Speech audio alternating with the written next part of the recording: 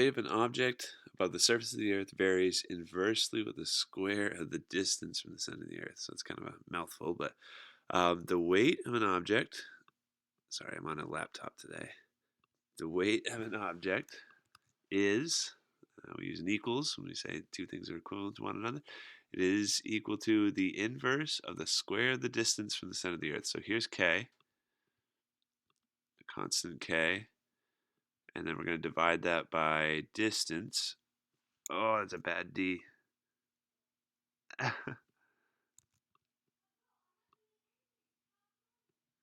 then we square the distance because it varies inversely with the square distance. Okay, I'm going to have to type stuff out for the rest of this. If a body weighs 50 pounds, so we have 50 that goes in for W, when it is 3,960 miles from Earth, so I'm going to put 3,960 in for D. I'm going to square it. What we're trying to do is we're trying to find out what that constant K is in this relationship. Now we just have an equation to solve for it. Once we know what K is, we can go back and find out the weight when the Earth is 4,000 pounds. So to solve this equation, you really got to multiply both sides by 3,960 squared. So let's find out what 3,960 squared is.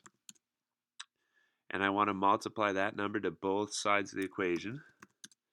And that gives me what K is. K is, here when we solve that equation, we get K is that huge number. So that kind of completes the picture for the inverse relationship. Now, when we try to solve for W,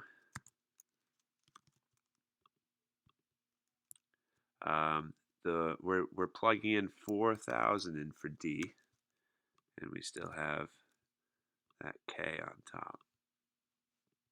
That's 4,000. It said it varies inversely with the square of the distance. So once you simplify this expression, then you have your weight. I'm just going to divide by 4,000 twice instead of doing 4,000 squared. So the weight for my problem is about 49.005. So 49 and 5 thousandths in terms of pounds.